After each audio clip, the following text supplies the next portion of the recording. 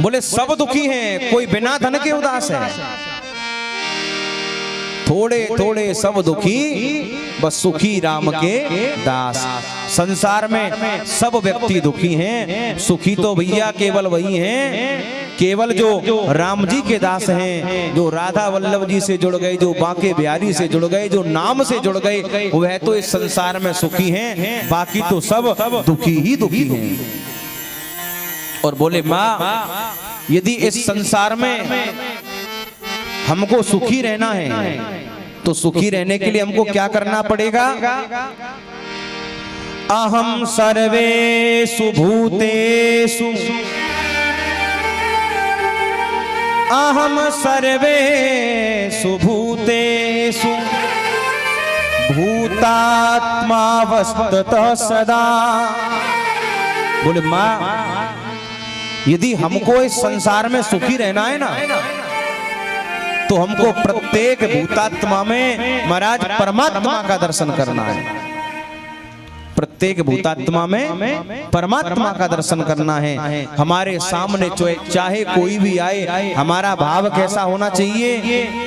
सिये राम में सब जग जानी, सिये राम में सब जग जानी, सिये राम में सब जग जानी, सिये राम में सब जग जानी। हो करहु प्रणाम जोर जोग पानी, करहु प्रणाम जोर जोग पानी। हाँ करहु प्रणाम जोर जोग पानी, करहु प्रणाम जोर जोग पानी, करहु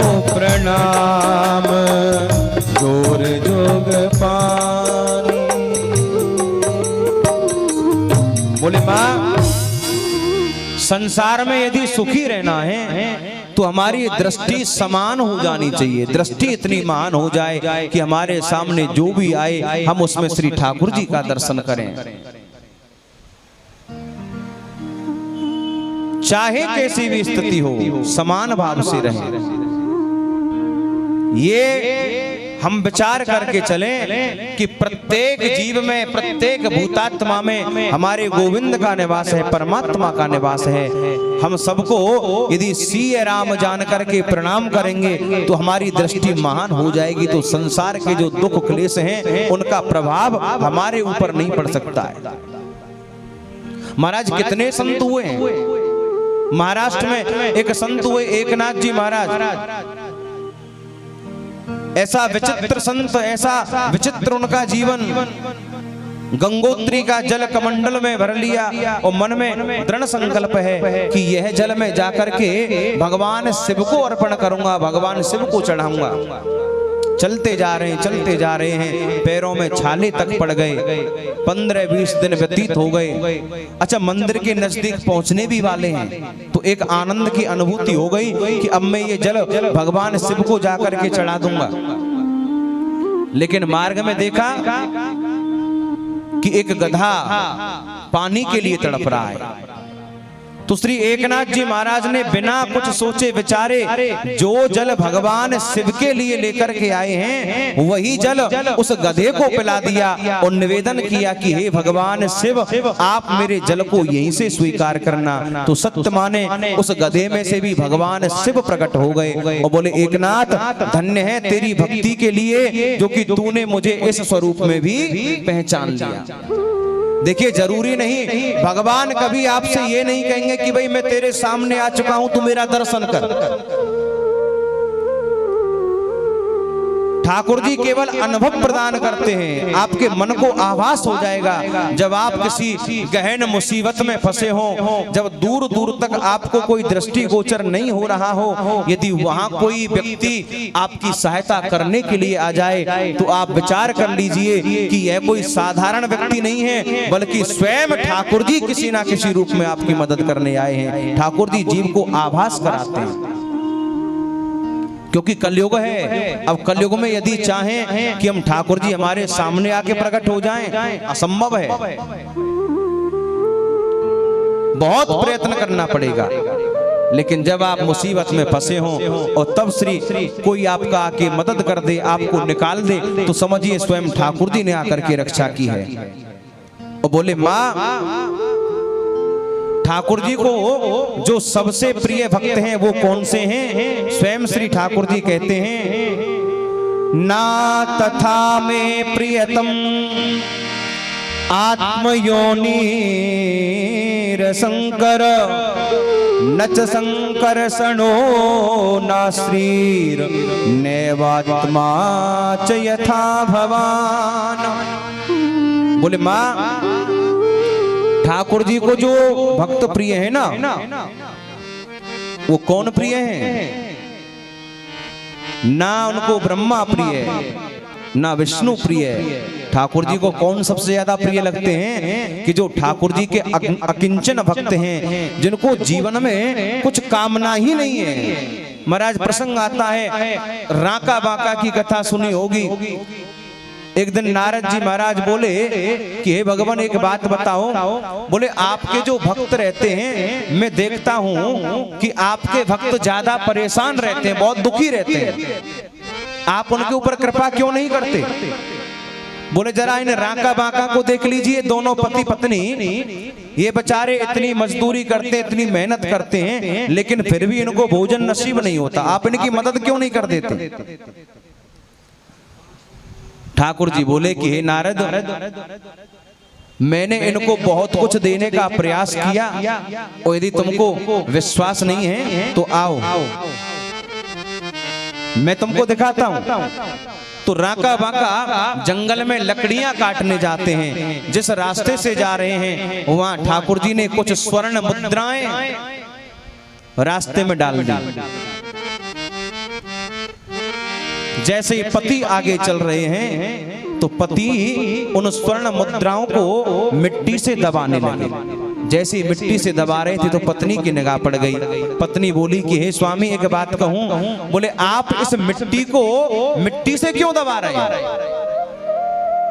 बड़े प्रसन्न हो गए। बोले देवी, मैं तो ये सोच रहा था, मेरे मन में तो एक ये बात थी कि कहीं ऐसा ना हो कि इन स्वर्ण मुद्राओं को देख करके तुम्हारे मन में लालच आ जाए, लेकिन मैं तुमको बार बार धन्यवाद देता हूं। अरे तुम तो मुझसे भी श्रेष्ठ बन चुकी, जो तुमने स्वर्ण मुद्राओं को ही मिट्टी समझ लिया। ठाकुर जी नारद जी से बोले कि देखो नारद, ये मैंने स्वर्ण मुद्राएं दी। बोले मैं इनको देना चाहता हूं, पर ये लेना नहीं चाहती, ये इनको मिट्टी समझ रहे हैं। बोले और तुमको दिखाता हूं। तो ठाकुर जी महाराज उसी जंगल में पहुंच गए जहां वो लकड़ी काटने जाते हैं। तो श्री ठाकुर जी ने जाकर के अमित रूप प्रकट होते ही काला अनेक रूप धारण करके जंगल में जितनी भी सूखी सूखी लकड़ियां थी उन सबको काट के रख दिया। अब जैसे ही राका बाका पहुंचे, पूरे जंगल में घूम के आ गए, लेकिन मालूम चला कोई लकड़ी उनको नहीं मिली। लकड़ी बंधी हुई रखी है। अपनी पत्नी से बोले कि देवी, आज लगता है कि कोई लकड़हारा हमसे पहले यहाँ आ गया है और वो सारे जंगल की लकड़ी काट के चला गया है। वैसे तो लकड़ी यहाँ रखी हुई है, पर यदि हम इन लकड़ियों को लेके जाएंगे तो हो सकता है उसको ज्यादा आवश्यकता होगी, और हम यदि उसकी लकड़ियों को लेके जाएंगे तो हम पर पाप लगेगा। तो चलो कोई बात नहीं, आज हम लकड़ी लेके नहीं जाते, आज बिना कुछ खाए पिए ही हम रह लेंगे। लकड़ियों को छोड़ के आ गए। ठाकुर जी ने तब कहा कि नारद देखो, मैंने कितना प्रयास इनको देने का किया। बोले मैं इनको देना चाहता हूं, लेकिन मेरे ये ऐसे अकिंचन भक्त हैं कि ये कभी लेना नहीं चाहते। तो बोले ऐसे भक्त मुझे सबसे प्रिय लगते हैं, जिनके जीवन में कोई कामना ना हो, जिनके जीवन में कोई छल कपट ना हो। बोले ऐसे भक्त मुझे अत्यधिक प्रिय होते हैं, अत्यधिक प्रिय लगने वाले। आज वही कपिल देव भगवान कहते हैं, बोले माँ आज आप किसी से पूछ लीजिए, एक गरीब व्यक्ति से पूछा गया कि भैया तुम सुखी हो, तो गरीब क्या कह रहा है? दीन कहे धनवान सुखी, धनवान कहे सुख राजा कुम्हारी, राजा कहे महाराजा सुखी, महाराजा कहे सुख इंद्र कुम्हारी, इंद्र कहे सुख चतुरानन को, चतुरानन कहे सुख विष्णु कुम्हारी, पर तुलसीदास विचार कहो, हरि भजन बिना सब जीव दुखारी।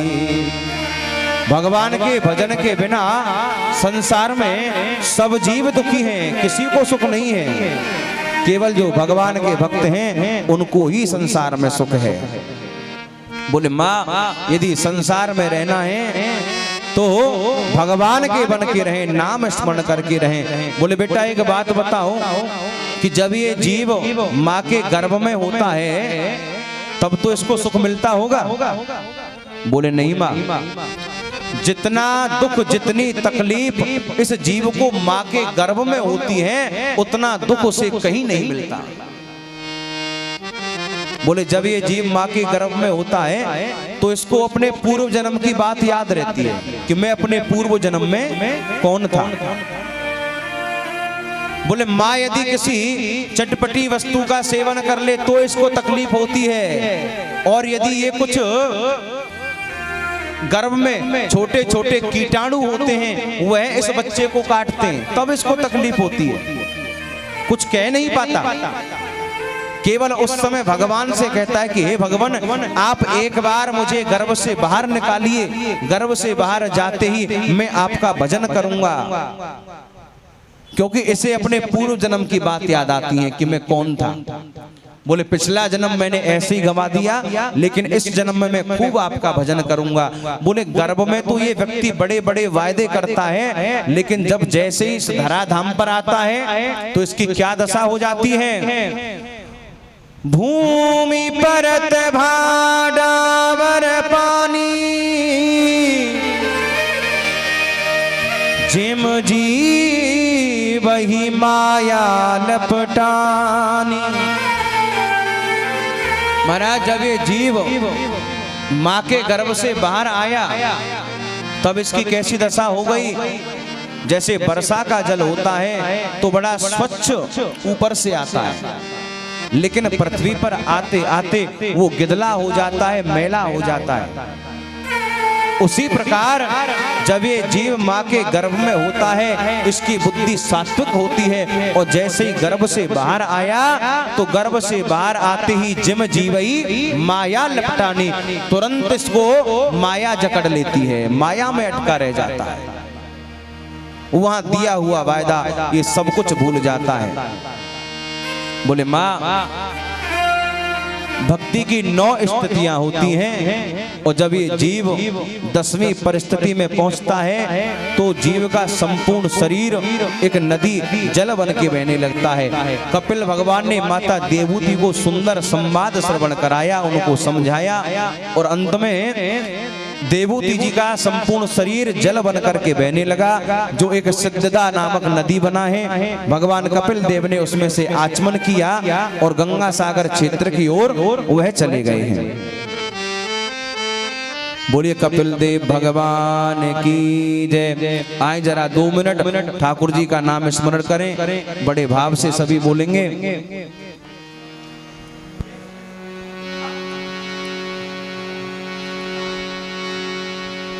वृंदावन धाम में बैठे हैं तो ठाकुर जी से प्रार्थना करें कि हे गोविंद हमें आपका दर्शन प्राप्त हो जाए, आप हमारे ऊपर ऐसी कृपा करें जैसे आज तो जैसे एकादशी का पर्व है, तो महाराज वृंदावन में देखिए परिक्रमा में निकलना मुश्किल हो रहा है।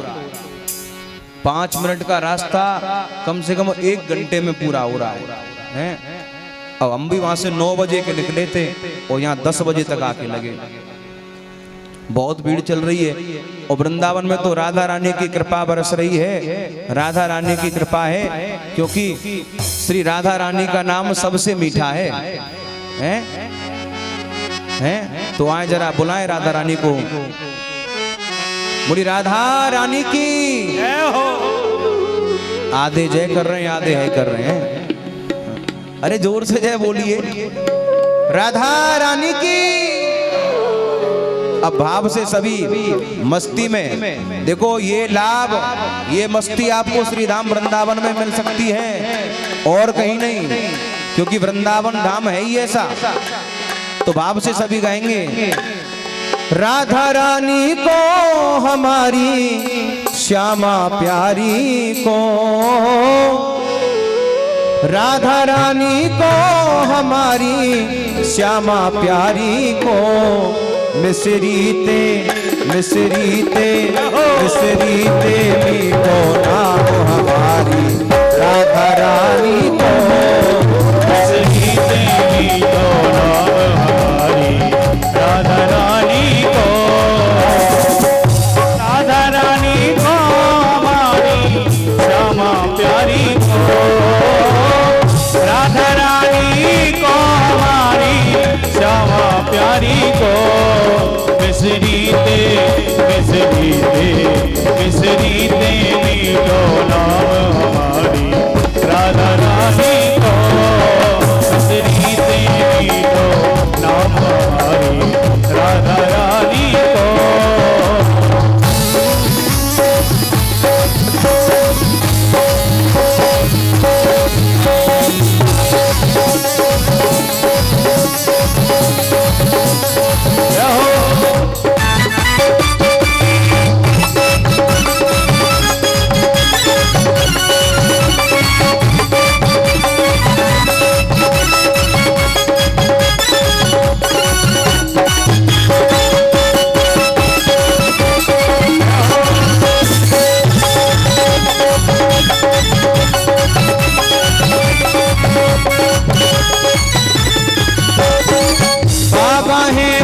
भान कुंवर जी मैया कीर्ति, बाबा है भान कुंवर और मैया कीर्ति, बाबा है भान कुंवर जी मैया कीर्ति, बाबा है भान कुंवर और मैया कीर्ति, ब्रज में बरसानो धाम हमारी राधा रानी को, ब्रज में बरसानो धाम हमारी राधा रानी को, मिसरीते मीठो नाम हमारी राधा रानी को, मिसरीते मीठो नाम हमारी राधा रानी को।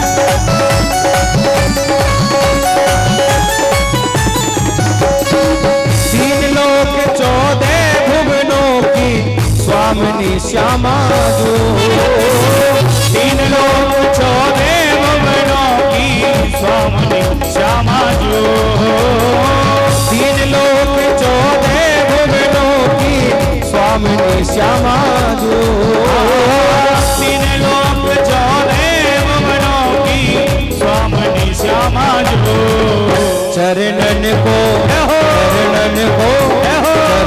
को चाकर श्याम हमारा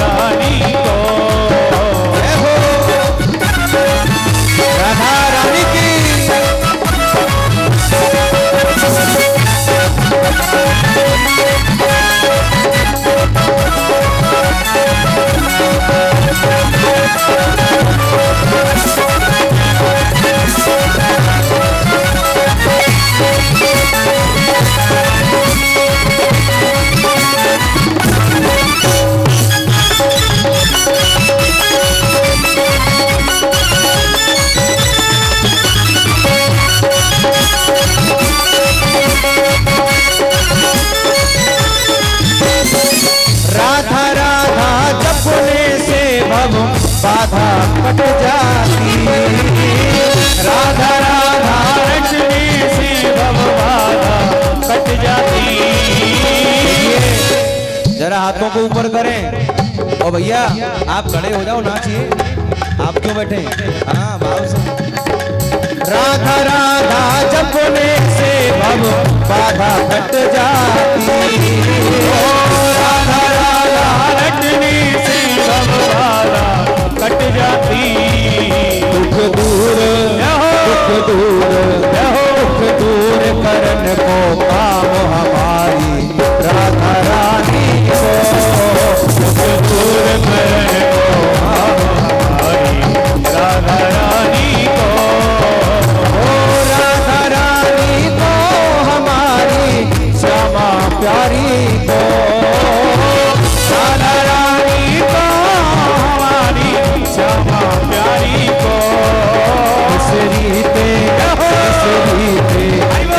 रीते भी तो नाम हमारी राधा रानी को। देवी को नाम हमारी राधा रानी को।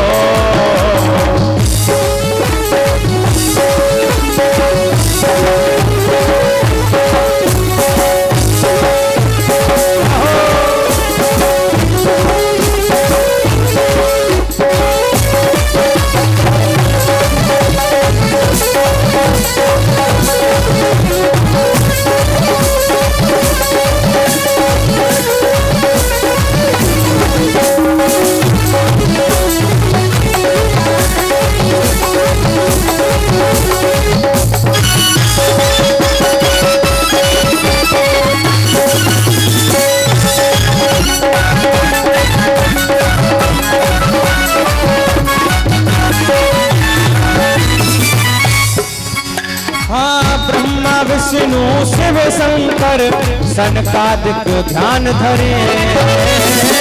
ब्रह्मा विष्णु शिव सनकादिक ध्यान धरे।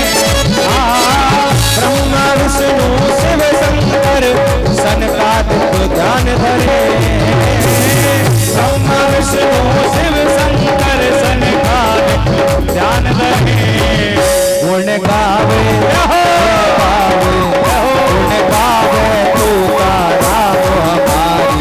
राधा रानी को।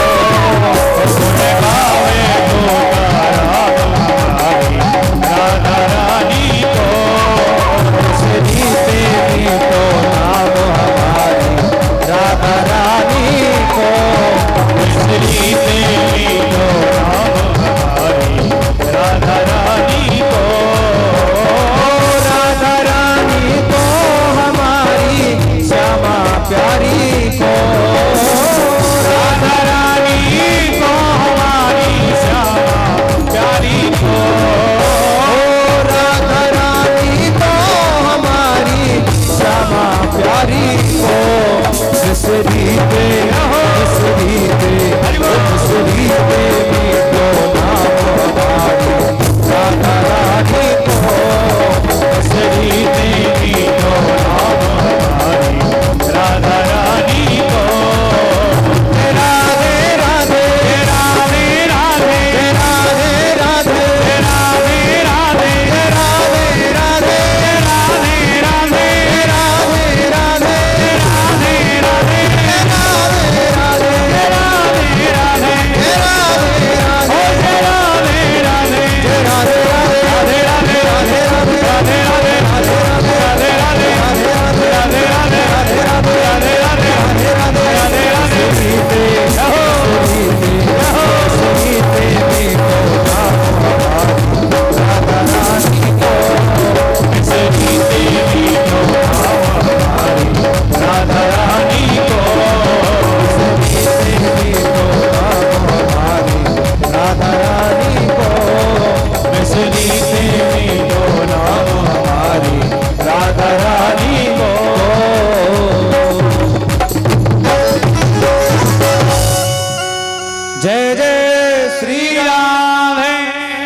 बोलिए राधा रानी की जय हो। बोलिए भक्त वत्सल भगवान की जय। बैठिए, स्थान ग्रहण करिए।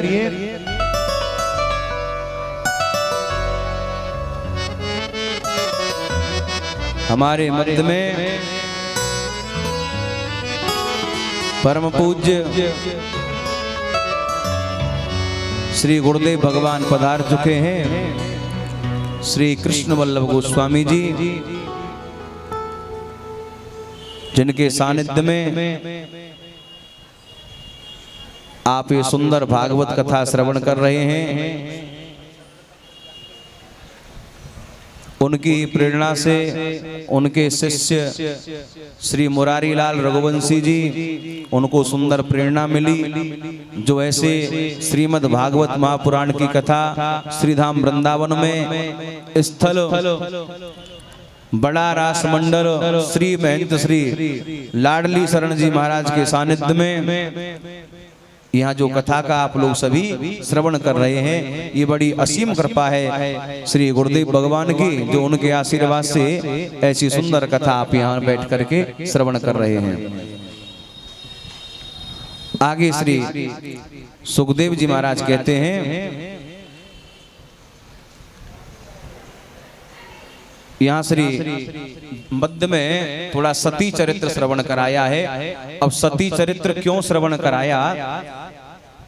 सती चरित्र को शायद सुनाने का अभिप्राय यही है, सती चरित्र से हमको एक सुंदर शिक्षा मिलती है कि जब भी आप भगवान की कथा में जाएं, भगवान की कथा में जब आप पहुंचते हैं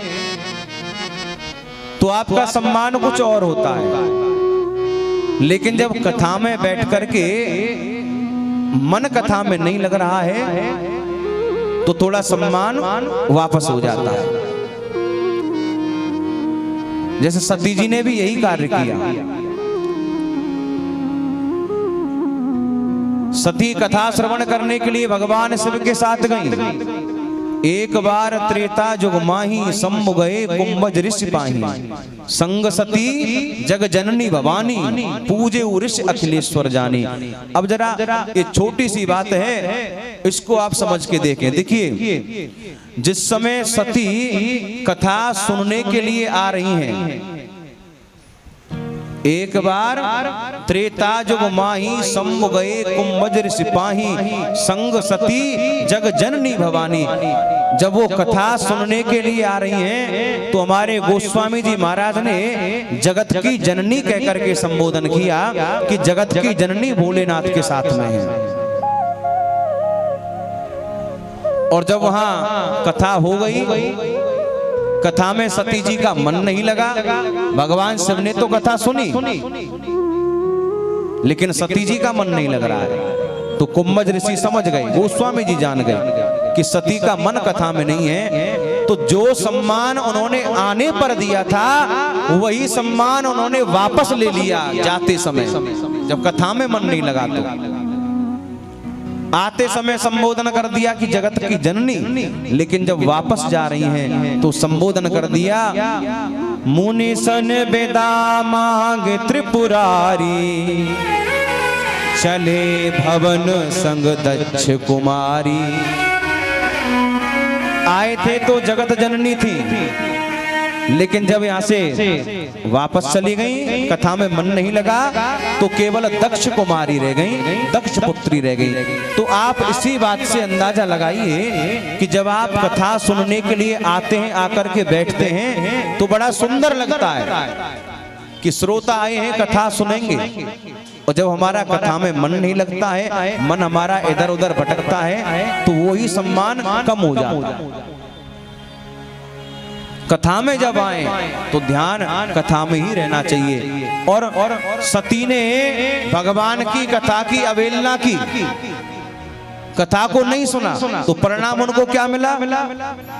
देह परित्याग करना पड़ गया। अपमान पे अपमान होता ही चला गया।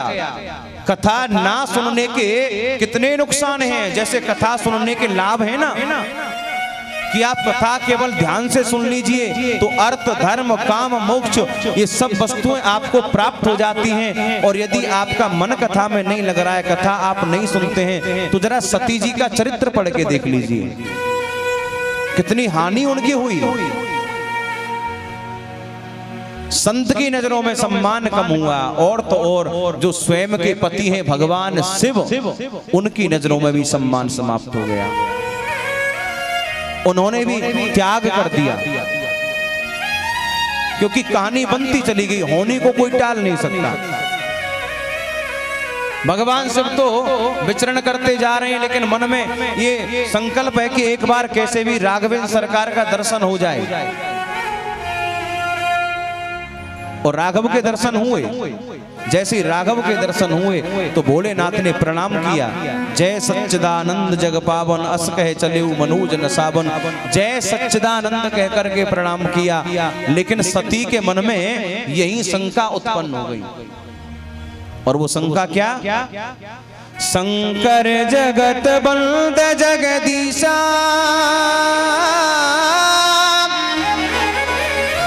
सुर नर मुनि ना वही सब सीसा।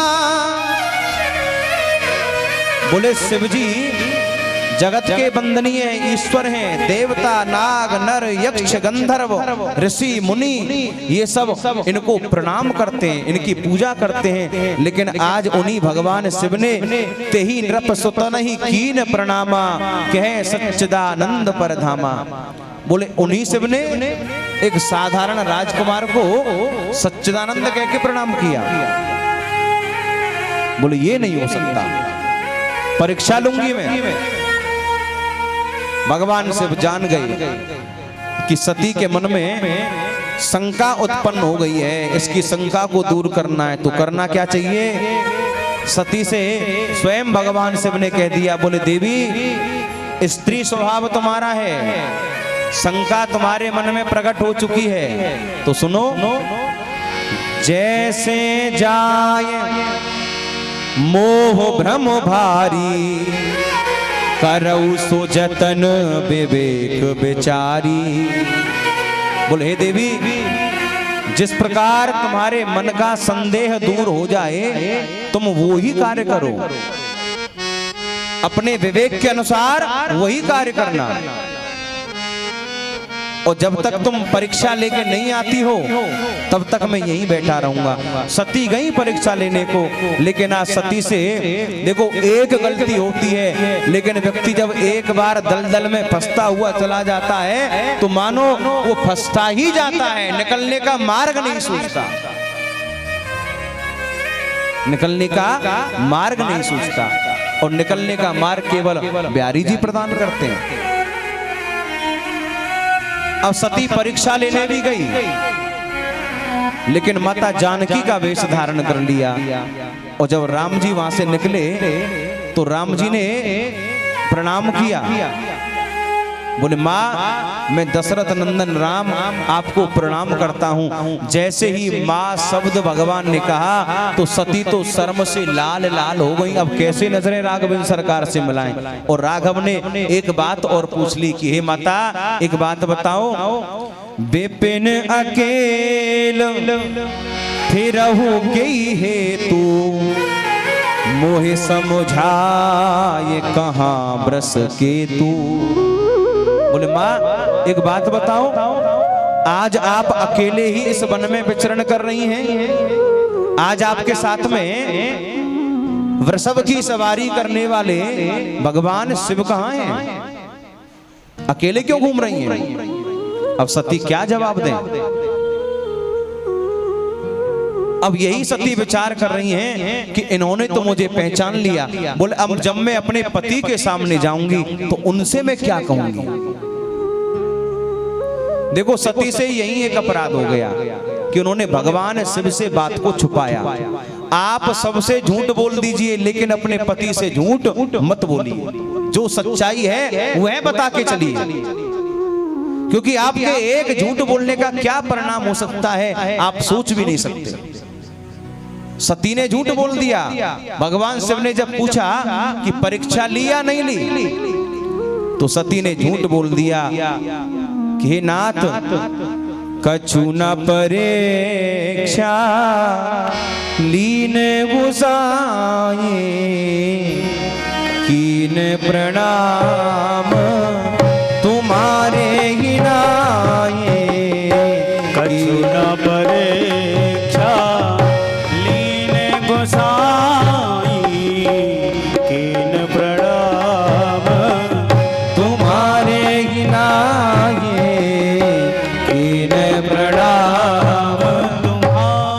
बोले हे नाथ, मैंने कोई परीक्षा नहीं ली। तो बोले गई तो परीक्षा लेने थी। बोले जैसे आपने प्रणाम किया था मैंने भी वैसे ही प्रणाम कर दिया, मैंने भी वैसे ही प्रणाम कर दिया। अब भगवान शिव सोच रहे हैं कि यदि इसको प्रणाम ही करना होता तो मेरे साथ में ही कर लेती। नहीं, यदि इसको ऐसे प्रणाम ही करना होता तो जब मैंने प्रणाम किया था तब ही ये प्रणाम कर लेती, फिर परीक्षा लेने की बात क्या थी। शिव को भरोसा नहीं हुआ, ध्यान लगा के देखा, और जब ध्यान लगा के देखा तब शंकर देखे उधर ध्यान, सती जो कीन चरित सब जाना। भगवान शिव ने ध्यान लगा के देखा और जो जो सती ने किया वह सब कुछ शिव जी ने देख लिया। बस उसी समय शिव जी ने प्रतिज्ञा कर ली, एक प्रण कर लिया। बोले क्या? एहि तन सती भेंट मोहि नाही, शिव संकल्प कीन मन माही। भगवान शिव ने उसी समय प्रतिज्ञा कर ली। बोले आज जिस सती ने मेरी माता का वेश बना लिया और माता का वेश बना करके राम जी की परीक्षा ली, बोले यदि अब मैं इस सती को अपनी पत्नी के रूप में स्वीकार करता हूं तो माँ और बेटा की मर्यादा भंग होगी, संसार क्या कहेगा। बोले जब ये मेरी माँ ही बन चुकी तो भला इससे पत्नी का रिश्ता कैसे जोड़ूं। उसी समय मन ही मन संकल्प कर लिया कि आज के बाद मैं सती का स्पर्श नहीं करूंगा, अपना वाम भाग सती को प्रदान नहीं करूंगा। अब देखिए माताओं, एक बार झूठ बोलने का कितना बड़ा परिणाम सती को भुगतना पड़ा। कथाएं केवल सुनने से ही मतलब नहीं होता है कि आपने कथा सुन ली। अब कब तक असर रहा कथा का, कि जब तक आप कथा पंडाल में बैठे तब तक असर रहा, और पंडाल से बाहर निकले तो असर खत्म। सुनिए, सुन के अपने जीवन में उतारिए, तब तो कथा सुनना सार्थक है। इन कथाओं से हमको, ये कथा देखा जाए तो किसी राजा महाराजाओं की कथा नहीं है, भागवत की कथा। आप अपने मन में ये विचार कर लीजिए, कोई भी एक व्यक्ति की ये कथा मेरे लिए कही जा रही है तो आपको सत्य में ऐसा लगेगा कि ये कथा मेरे लिए ही कही जा रही है, इसमें हम सब लोगों की बातें लिखी हुई हैं, वही तो कथा में है। सती ने झूठ बोल दिया, कैलाश पर पहुंच गए। सती भी समझ गई कि मेरे पति जान चुके हैं।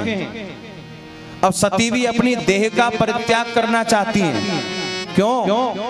सारा संसार विरोधी हो जाए तो कोई फर्क नहीं पड़ता है, जब अपने ही विरोधी हो जाए, अपने ही त्याग कर दें तो व्यक्ति कैसे जिए?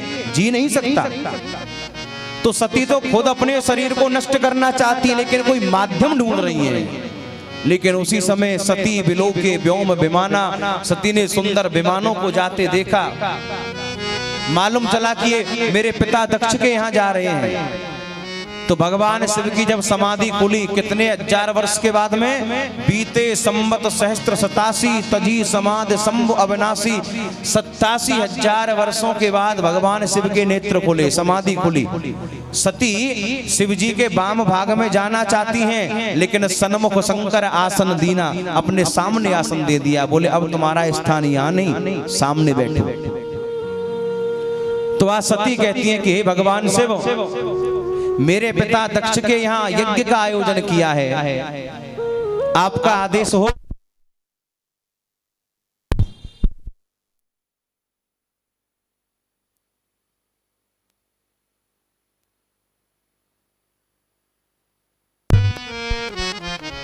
बोले हे नाथ, यदि आपकी आज्ञा हो तो मैं वहां होकर के आऊं। भगवान शिव ने समझाया। बोले देवी देखो, हमरे बैर तुम ही बिसराई। बोले हमसे तुम्हारे पिता बैर भाव रखते हैं, ब्रह्म सभा हम सन दुख माना। बोले ब्रह्मा जी की सभा में तब से वो हमसे दुख मानते हैं। हमने मन ही मन उनको प्रणाम किया था, लेकिन खड़े होके प्रणाम नहीं किया, इसी बात से वो बुरा मानने लग गए। ना जाने हमको क्या क्या बोल दिया। बोले तब से हमसे तो वो बोलते नहीं है। चलो हमसे बैर भाव रख लेते, लेकिन ऐसे खुशी के अवसर पर अपनी पुत्री को तो बुला लेते। बोले हमारे कारण तुमको भी नहीं बुलाया। अब बोले जहां बुलाया नहीं तो वहां जाना भी नहीं चाहिए। वैसे तो अपने गुरु के यहाँ, मित्र के यहाँ, पिता के यहाँ, इनके यहाँ कोई उत्सव हो तो वहां हमको निमंत्रण की प्रतीक्षा नहीं करनी चाहिए, बिना बुलाए जाना चाहिए। लेकिन जाना कहाँ चाहिए कि जहां आपको मान सम्मान मिले, जहां कोई आपका उपहास ना करे। तुलसीदास जी कह रहे हैं, आवत ही हर से नहीं, नैनन नहीं सने, तुलसी तहां न जाइए, चाहे कंचन बरसेगे। बोले देवी उस स्थान पर कभी मत जाओ जो अपने को देख करके प्रसन्न ना होते हो। यदि वहां सोने चांदी की ही बरसात क्यों नहीं हो रही हो, लेकिन फिर भी वहां मत जाओ, नहीं जाना चाहिए। लेकिन आज सती नहीं मानने वाली, तो भगवान शिव ने समझाया बहुत, जब नहीं मानी होने को कोई टाल नहीं सकता। अपने गणों को साथ में दिया, पहुंच गई अपने पिता के यहाँ। पिता के यहाँ पहुंची, पिता ने बात तक नहीं की, सीधा निकल के पिता चला गया।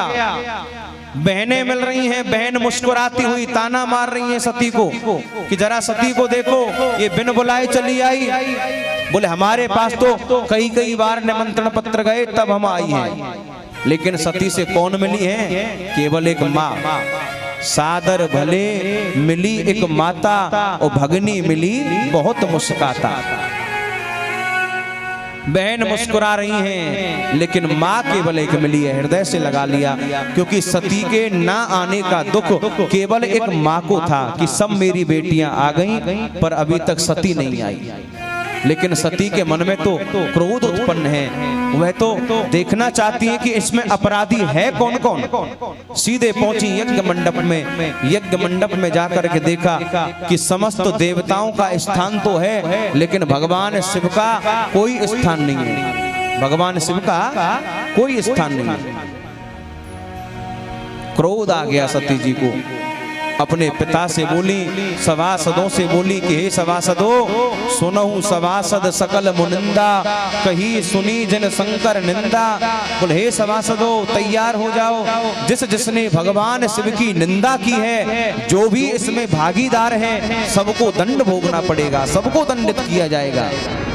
बोले मेरा पिता ये दक्ष, बोले आज से पिता कहते हुए भी मुझे लज्जा आती है, और इससे लज्जा नहीं, आज मुझे अपने इस शरीर से घृणा हो गई है। क्यों? पिता मंदमत मूढ़त ते ही दक्ष शुक्र संभव यह देई। बोले मेरा पिता ये मति का मंद है, अज्ञान, जो इसने शिवजी का अपमान किया। और बोले मुझे अपने शरीर से घृणा इसलिए है कि मेरा जन्म उस व्यक्ति के शुक्र से हुआ है कि जो भगवान शिव का विरोधी है। जो भगवान शिव से विरोध करता हो वह मेरा पिता कभी हो ही नहीं सकता। बोले अपराध किया है, इससे कुछ नहीं कहूंगी, आज मुझे अपने शरीर से घृणा है। उसी समय सती जी ने अस कहे जोग अगन ही जारा, योगा अग्नि के द्वारा अपने शरीर को जला लिया, अपने शरीर को जला लिया। कहते हैं कि हवन कुंड में सती कूद गई, हवन कुंड में सती नहीं कूदी। यदि हवन कुंड में सती कूद जाती तो जल करके शरीर राख हो जाता, और जब शरीर ही राख हो जाता तो किसको भगवान शिव अपने कंधे पर लेकर के घूमते, कौन सुदर्शन चक्र से उनके श्री अंगों के टुकड़े टुकड़े करता, कैसे शक्तिपीठों का निर्माण होता। योगा अग्नि के द्वारा शरीर को जला लिया। जब भगवान शिव को ये मालूम चला, वीरभद्र कर कोप पठाए, वीरभद्र को भेजा और वीरभद्र ने आकर के सबको दंडित किया, जिसका जैसा अपराध उसको वैसा ही दंड दिया। सबसे पहले भृगु मुनि बैठे हैं, भृगु मुनि की दाढ़ी को उखाड़ दिया। पूषा नाम के देवता बैठे, उनके दांतों को तोड़ दिया। अंत में दक्ष प्रजापति को पकड़ लिया, बोले बहुत तुमको अभिमान है, भगवान शिव का अपराध करते हो। माता को समाप्त करा दिया, जीवित नहीं छोड़ूंगा, शीश को अलग कर दिया। दक्ष प्रजापति का शरीर तड़पने लगा। अब देवता तो दयालु होते हैं, देवता लोग प्रकट हुए और देवताओं से जब देवताओं ने भगवान शिव से ही प्रार्थना की, बोले हे शिव जी, आप ही इस संसार के रक्षक हैं, आप ही प्रलय करने वाले हैं, बोले आप इस दक्ष के ऊपर कृपा करें, इसको जीवित करें। तो बकरे का सिर उनको लगाया गया। देखो भगवान शिव के बगैर हमारा ये जीवन बेकार है। अभी जो 4 मास चल रहे हैं ये तो शिव जी के ही चल रहे हैं, इनमें तो शिव जी की जय जयकार है। और देखा जाए तो शिव नाम में ही सब कुछ छिपा है। जैसे शिव में से यदि इकार निकाल दिया जाए तो क्या बचा? सा में से ई की मात्रा निकाल दीजिए तो क्या रहेगा? सब है। तो भगवान शिव के नाम के बगैर हमारा ये जीवन वास्तव में सब के ही समान है। क्योंकि देखो एक आपको बात बताएं, भगवान शिव ही एक ऐसे हैं कि जीते भी हमारी रक्षा करते हैं, और जब हम लोगों की मृत्यु हो जाती है तो मृत्यु होने के बाद में कोई भी शरीर को अपने पास रखना नहीं चाहता, सबसे पहले घर वाले ही जला के आ जाते हैं, शमशान छोड़ के आ जाते हैं। तो वहां केवल कौन मिलता है? वहां केवल भगवान शिव मिलते हैं।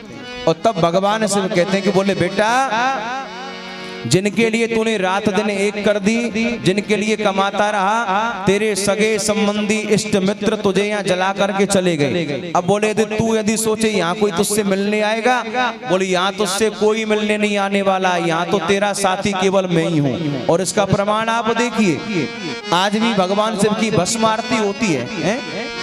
जिस चिता से हम लोग नफरत करते हैं वहां जाना तक पसंद नहीं करते, लेकिन जिनको दुनिया ठुकरा देती है, जिनका दुनिया में कोई नहीं रहता है, उनको हमारे शिव जी अपना लेते हैं। और उसका प्रमाण है कि आज तक भी भस्म आरती है, शिव जी स्वयं भस्म को धारण करते हैं, तभी शिव जी की महिमा है। क्यों? और देखो शिव जी का परिवार ही एक ऐसा परिवार है जिसका पूरा परिवार पूजनीय है। शिव जी के परिवार में समताएं बहुत हैं।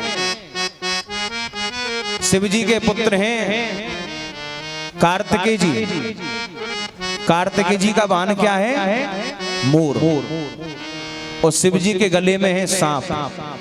अब यदि मोर किसी सांप को देख लेगा, क्या उसे जीवित छोड़ेगा? नहीं छोड़ने वाला। लेकिन शिव जी के दरबार में ये दोनों साथ में रहते हैं। दूसरे पुत्र हैं गणेश जी। गणेश जी का वाहन क्या है? चूहा। अब यदि सांप किसी चूहा को देख ले, क्या उसे जीवित छोड़ेगा? नहीं छोड़ने वाला। लेकिन शिव जी के दरबार में ये भी साथ में ही रहते हैं। माता पार्वती का वाहन है शेर और शिव जी का वाहन है नंदी। अब नंदी यदि शेर यदि किसी नंदी को देख ले, क्या उसे जीवित छोड़ देगा? नहीं छोड़ने वाला। लेकिन शिव जी के दरबार में ये सब साथ में ही रहते हैं। क्यों? शिव जी तो हमारे ऐसे हैं महाराज, ये जो चंद्रमा भी है कलंकित है। दक्ष प्रजापति का भी साप लगा हुआ है, गौतम ऋषि का भी साप लगा हुआ है। दक्ष प्रजापति ने साप दे दिया कि कुष्ठ रोगी हो जाओ, गौतम ऋषि ने मृग चर्म का दाग लगा दिया। लेकिन फिर भी ये कलंकी चंद्रमा पूजा करने योग्य नहीं, लेकिन हमारे भगवान शिव के मस्तक पर आकर के ये भी पूजने योग्य हो गया। क्यों? कि जो लोग भगवान शिव को प्रणाम करेंगे तो स्वाभाविक है चंद्रमा को प्रणाम अपने आप ही हो जाएगा। वंदे बोधमयम नित्यम गुरुम शंकर रूपणम यमाश्रितो ही वक्रोपि चंद्रः सर्वत्र वंदते। भगवान शिव के मस्तक पर आकर के ये कलंकित चंद्रमा भी पूजने योग्य हो गया। ऐसे हमारे भगवान शिव हैं जिनको कोई नहीं अपनाता, उनको हमारे शिव जी अपना लेते हैं। हाथ उठा के बोले हर हर महादेव। बोलिए शंकर भगवान की जय। आए 2 मिनट शंकर जी का गुणानुवाद करें, फिर आगे प्रसंग में प्रवेश करेंगे। भोलेनाथ से निराला, शंभू बाबा से निराला, कोई और नहीं। भोलेनाथ से निराला, शंभू बाबा से निराला, कोई और नहीं। भोले बाबा से निराला, शंभुनाथ से निराला, कोई और नहीं। भोले बाबा से निराला, शंभू बाबा से निराला, कोई और नहीं। इनका डमरू डम डम बोले, अगम निगम के भेद ये खोले। इनका डमरू डम डम बोले, अगम निगम के भेद खोले। हो ऐसा डमरू बजाने वाला और नहीं। भोलेनाथ से निराला, शंभू बाबा से निराला, कोई और नहीं। ओ भोले बाबा से निराला, ताली बजा के बोलिए। बाबा से निराला, कोई और नहीं। जय हो।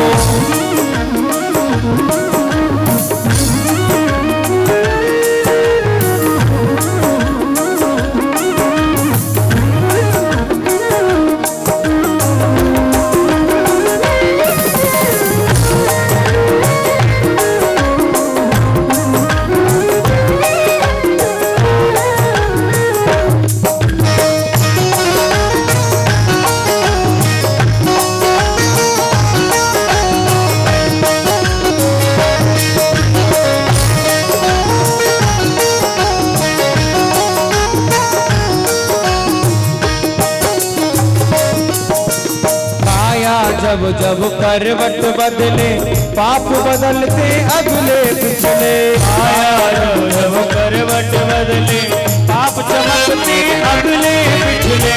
आया जब जब करवट बदले, पाप बदलते अगले पिछले। आया जब जब करवट बदले, पाप चमकते अगले पिछले। ऐसा भक्तों का रखवाला, ऐसा भक्तों का रखवाला, कोई और नहीं। भोलेनाथ से निराला, शंभू बाबा से निराला, कोई और नहीं। भोलेनाथ से निराला, शंभू बाबा से निराला, कोई और नहीं। भोलेनाथ से निराला, शंभू बाबा से निराला, कोई और नहीं। कोई और नहीं। कोई और नहीं। हर हर महादेव।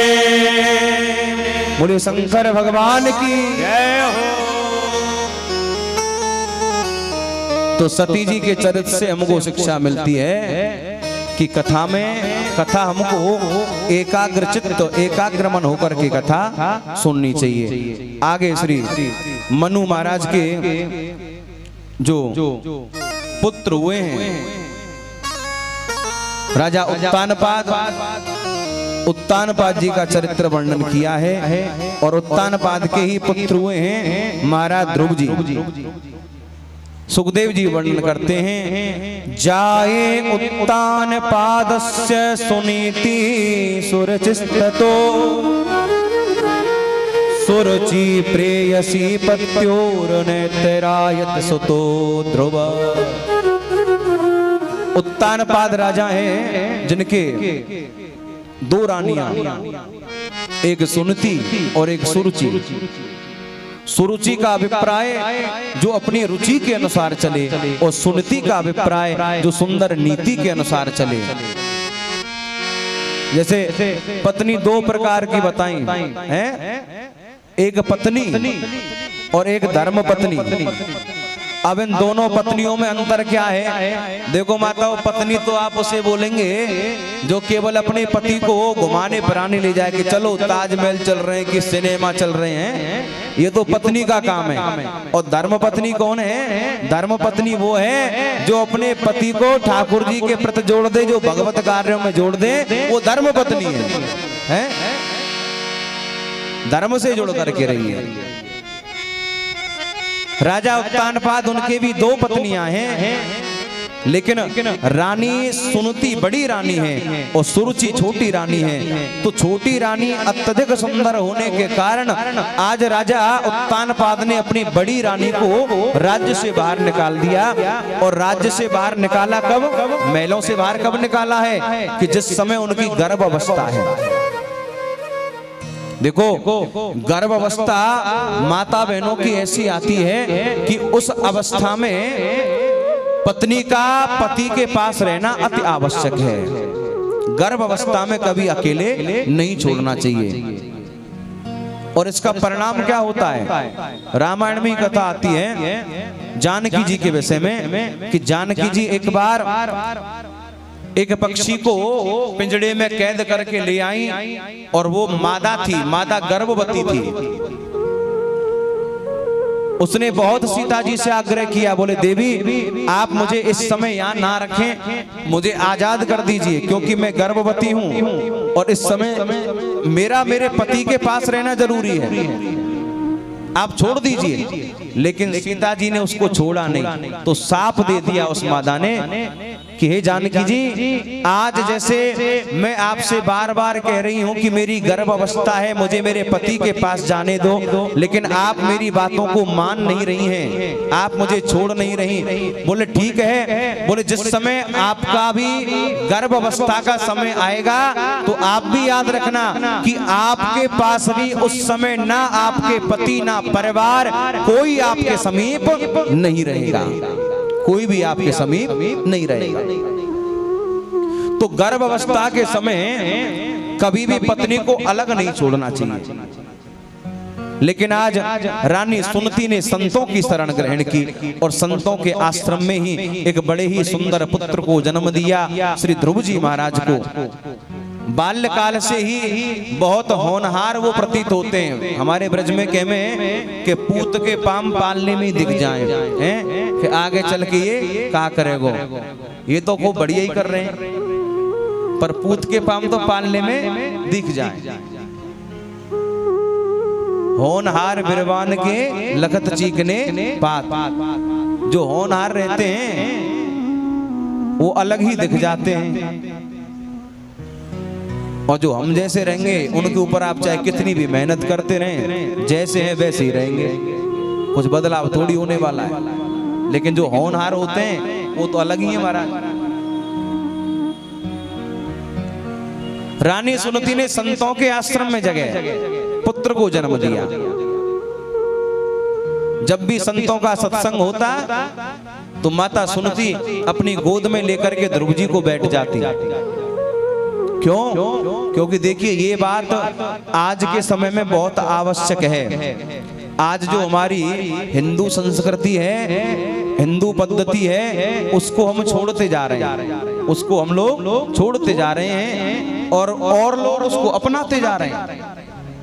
हम लोग ना जाने कौन सी दुनिया में जी रहे हैं, हम लोग ना जाने कौन सी दुनिया में जी रहे हैं। बाकी बाहर के लोग अपनाते जा रहे हैं क्योंकि उनको अच्छा लग रहा है, और हम लोग विदेशी फैशनों में जा रहे हैं।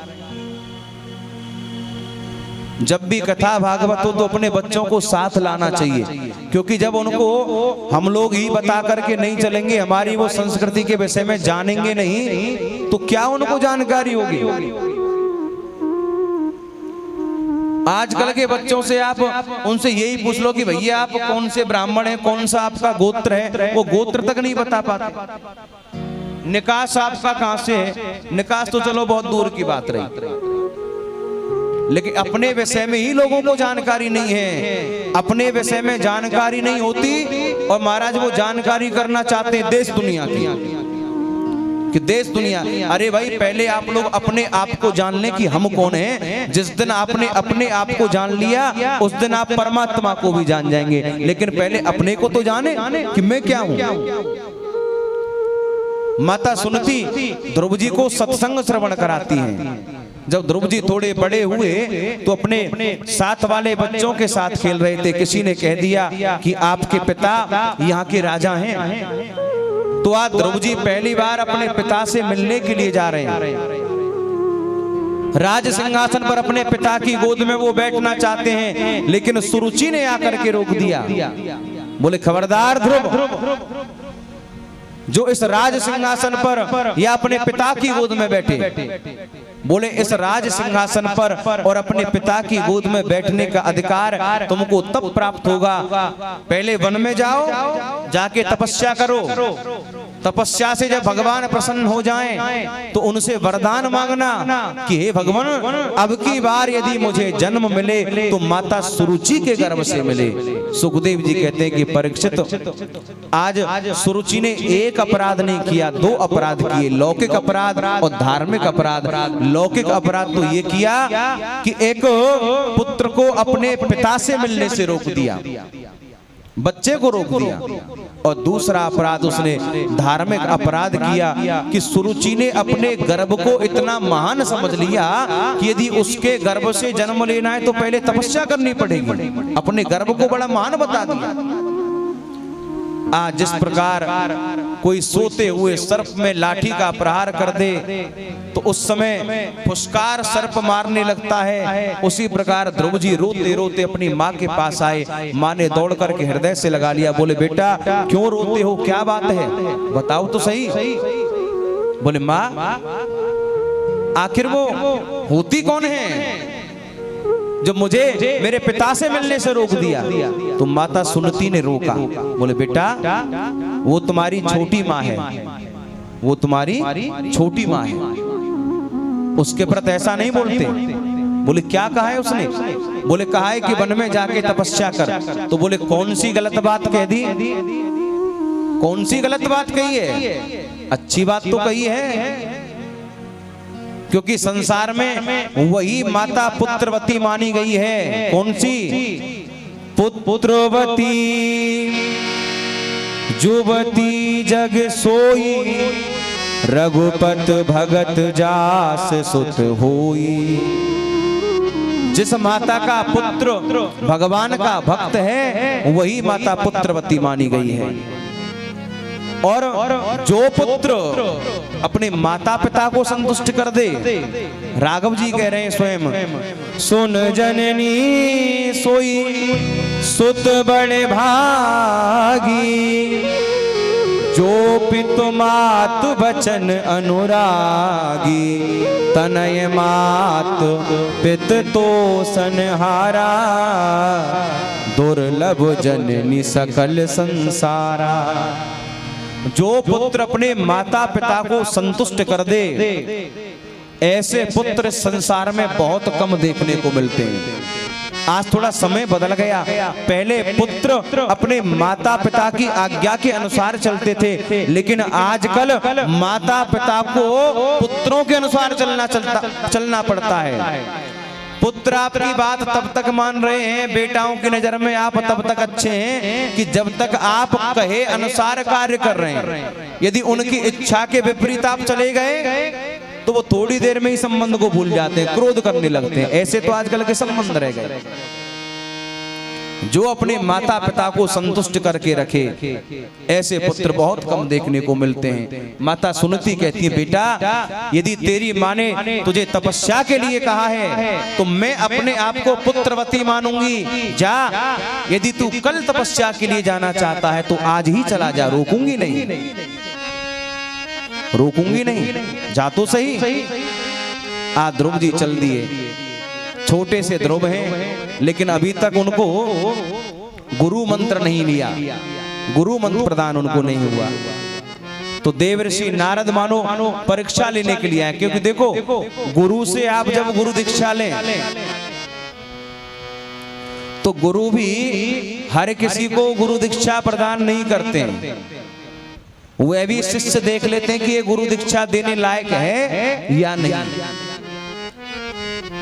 अच्छा, वैसे कहना नहीं चाहिए, लेकिन एक बात और है कि आजकल लोगों ने गुरु परंपरा ही बदल के रख दी। गुरु परंपरा को ही बदल के रख दिया। गुरु दीक्षा दी जाती थी, वैसे रामायण के अनुसार देखा जाए तो हमारी सृष्टि के पहले पुरुष महाराज मनु, और जब महाराज मनु तपस्या करने के लिए गए तो आए मिलन सिद्ध मुनि ज्ञानी धर्म धुरंधर दप्रस जानी, और उन्होंने गुरुदेव भगवान ने उनको नाम दीक्षा दी, नाम दिया। और वो ही नाम महाराज मनु ने अपनी पत्नी के कान में सुनाया है, अपनी पत्नी के कान में सुनाया। पति दीक्षा ले ले गुरुदेव से, और यदि पत्नी को दीक्षा लेनी है तो शायद जैसा संतों के मुख से सुना है कि पति भी पत्नी को स्वयं गुरु मंत्र दे सकता है, कि जो गुरु मंत्र गुरु ने दिया है। अब आजकल गुरु परंपरा बदल कैसे गई कि महाराज बहुत भीड़ बैठी हुई है, शिष्य बैठे हैं दीक्षा लेने को, अपने आप उन्होंने हाथ में माला ले रखी है तुलसी की। अब गुरुजी ने सामूहिक एक मंत्र बोल दिया और आदेश कर दिया कि आप कंठी बांध लीजिए, बन गए गुरु, आप बन गए चेला। अब ऐसी गुरु दीक्षा से ना गुरु का भला होना है ना चेला का भला होना है। भाई गुरु मंत्र का प्रभाव है कि आपको जो मंत्र दिया जाता है, मेरे हिसाब से शायद बीज मंत्र दिया जाता है, और वो ऐसा दिया जाता है कि जो आपके दुख सुख में सब में काम आए। आप एक माला गुरु मंत्र की जप लें तो आपके मन को संतुष्टि मिल जाए, सारा दुख दूर हो जाए, ये नियम था। लेकिन अब दुख दूर होगा कैसे? क्योंकि परंपरागत गुरु दीक्षा लियो तब तो लिया जाए, तब तो दुख दूर हो। मैंने तो बहुत लोगों को देखा,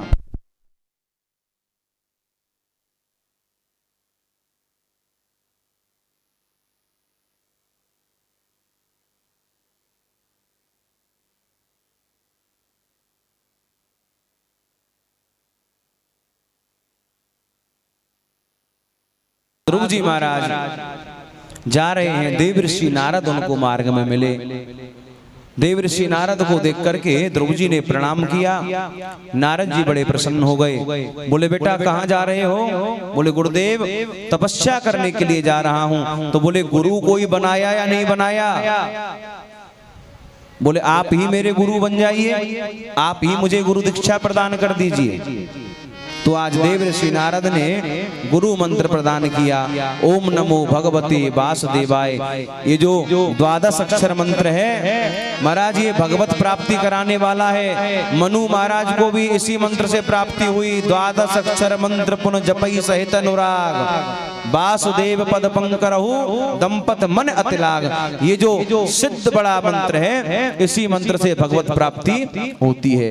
मंत्र लेकर के श्री ध्रुव जी महाराज मधुवन में आए हैं और आकर के भगवान की तपस्या करने लगे हैं। आप लोग भी बड़े भाव से बोलें, ओम नमो भगवते वासुदेवाय, ओम नमो भगवते वासुदेवाय। वासुदेवाय मेरो नंद नंदनाय, वासुदेवाय मेरो नंद नंदनाय। ओम नमो भगवते वासुदेवाय, ओम नमो भगवते वासुदेवाय। ध्रुव जी महाराज कैसी तपस्या कर रहे हैं, श्री सुखदेव जी वर्णन करते हैं। तेरा त्रांते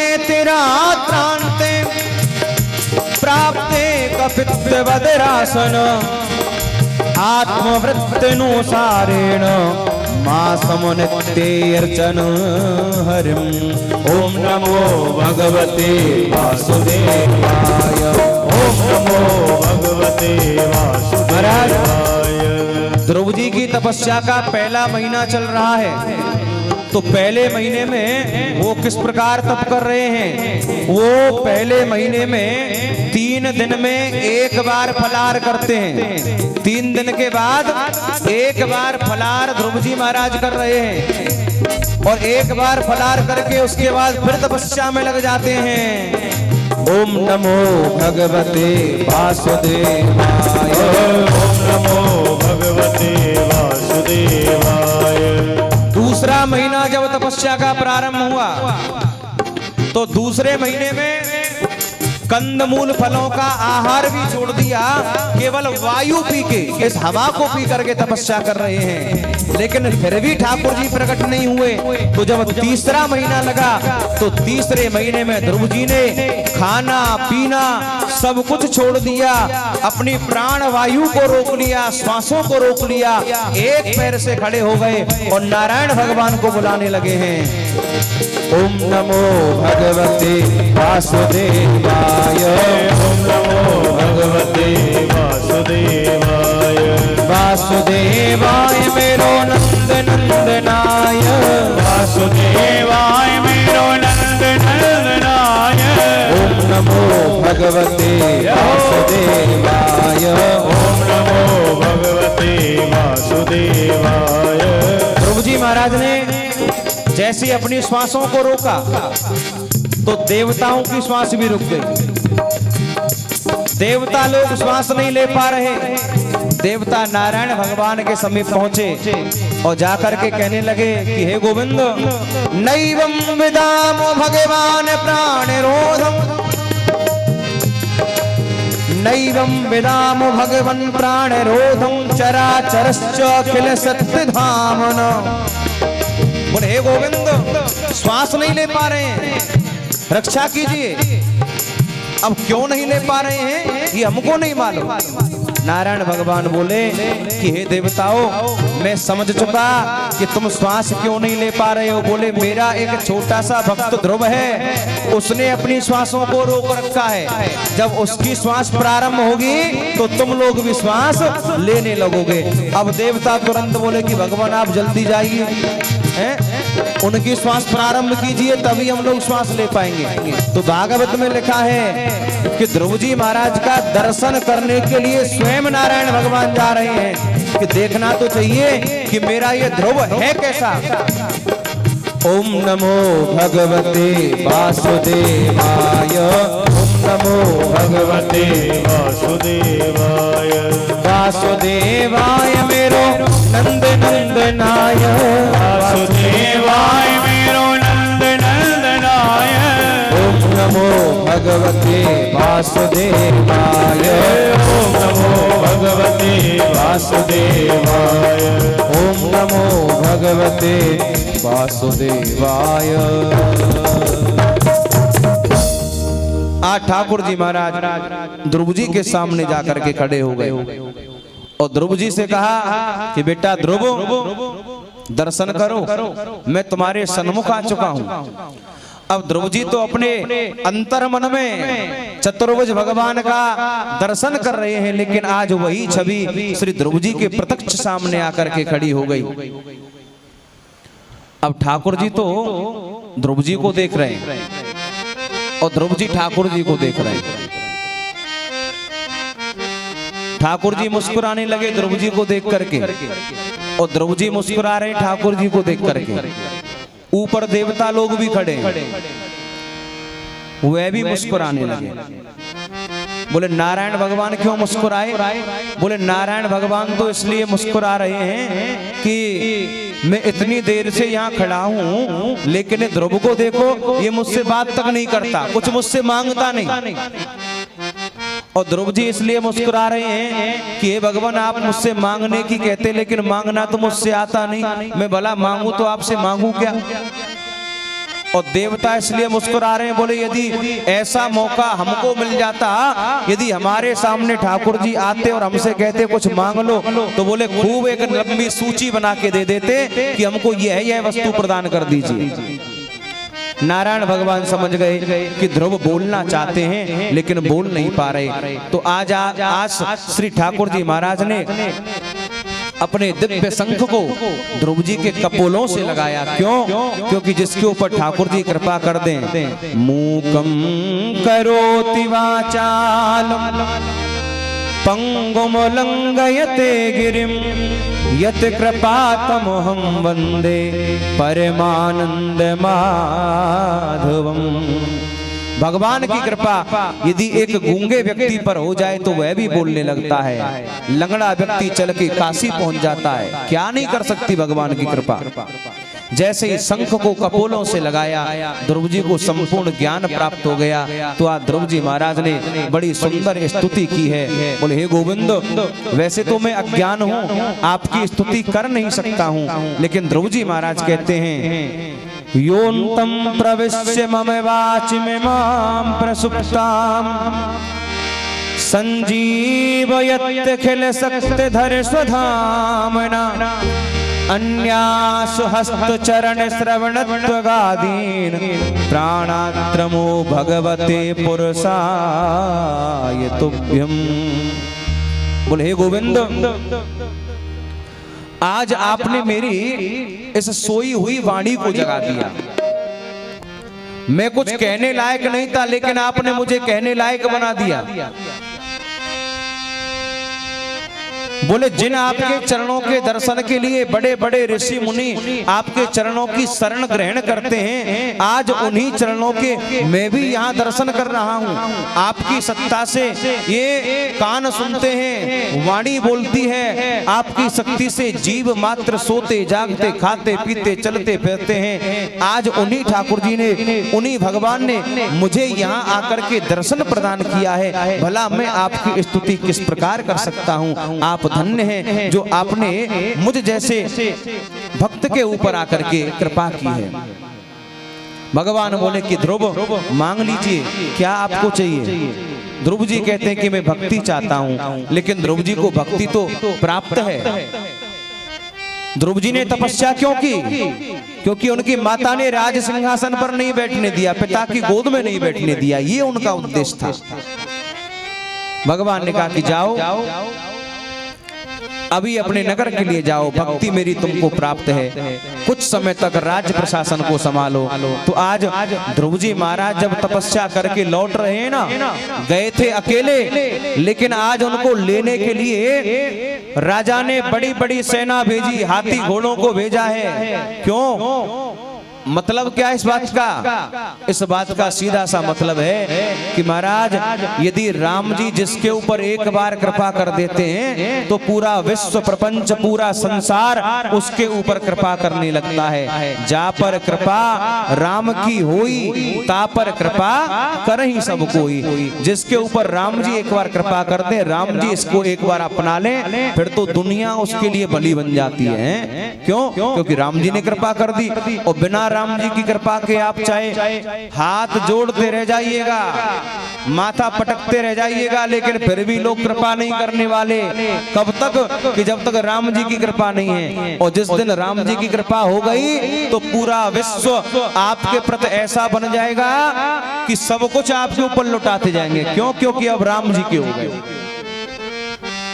ध्रुव जी महाराज जब लौट करके आए हैं अपने नगर में, तो सबसे पहले आकर के अपनी माता सुरुचि के चरणों में प्रणाम किया है, अपने पिता के चरणों में प्रणाम किया, और फिर अपनी माता सुनती के चरणों में प्रणाम किया। बोले माँ, यदि आप मेरी माँ नहीं होती तो मैं भगवत प्राप्ति नहीं कर सकता था। मैं ठाकुर जी से यही प्रार्थना करता हूँ कि आप जैसी माँ ठाकुर जी हर किसी को प्रदान करे।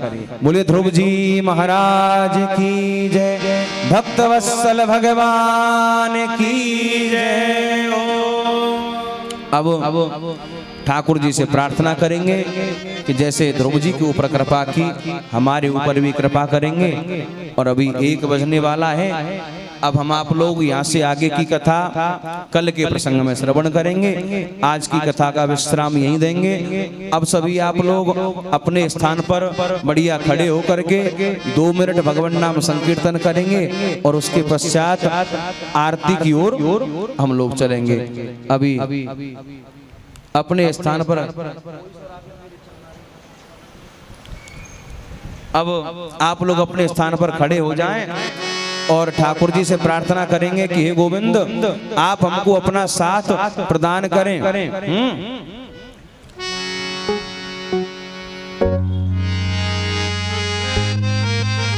देना हो तो दीजिए जन्म जन्म का साथ, देना हो तो दीजिए जन्म जन्म का साथ, अजी देना हो तो दीजिए जन्म जन्म का साथ, देना हो तो दीजिए जन्म जन्म का साथ। मेरे सिर पर रख बनवारी, मेरे सिर पर रख बनवारी, अपने ये दोनों हाथ, देना अजी देना, अजी देना हो तो दीजिए जन्म जन्म का साथ, देना हो तो दीजिए जन्म जन्म का साथ। कहो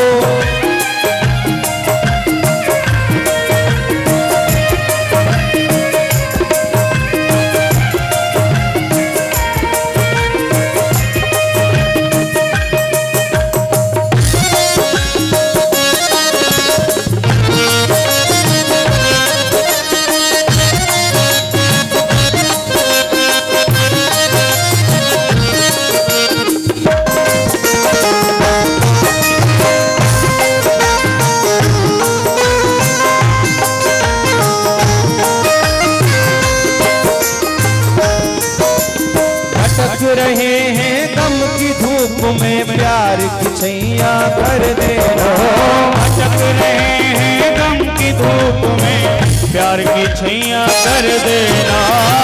बिन माझी के नाव चले ना तुम पतवार पकड़ लेना, बिन माझी के नाव चले ना अब पतवार पकड़ लेना।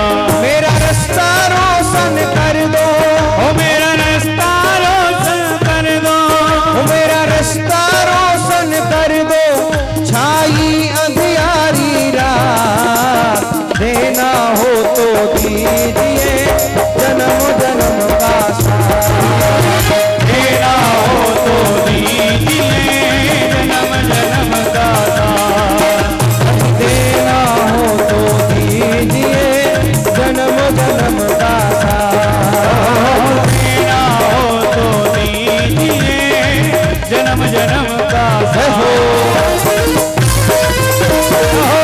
ताली बजाते बिहार है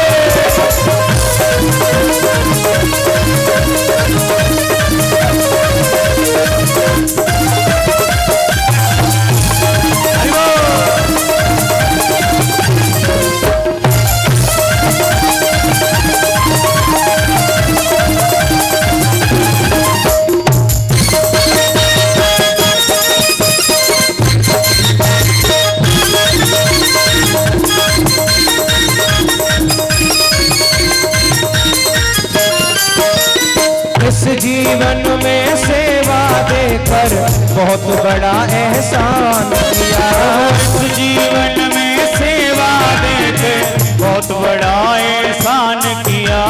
तुम ही राम हो तुम ही कृष्ण हो हमने ये पहचान लिया, तुम ही राम हो तुम ही कृष्ण हो ये हमने पहचान लिया। हम साथ रहे जन्मों तक, ओ हम साथ रहे जन्मों तक, हम साथ रहे जन्मों तक, रख लो इतनी सी बात, देना हो तो दीजिए जन्म जन्म का साथ, देना हो तो दीजिए जन्म जन्म का साथ। बोलिए राधा राधा जय श्री राधा,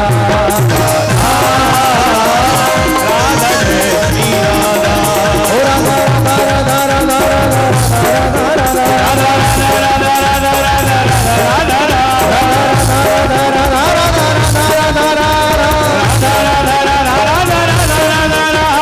बरसाने वाली राधा वृंदावन वाली राधा, बरसाने वाली राधा वृंदावन वाली राधा, बरसाने वाली राधा वृंदावन वाली राधा, बरसाने वाली राधा वृंदावन वाली राधा। राधे राधे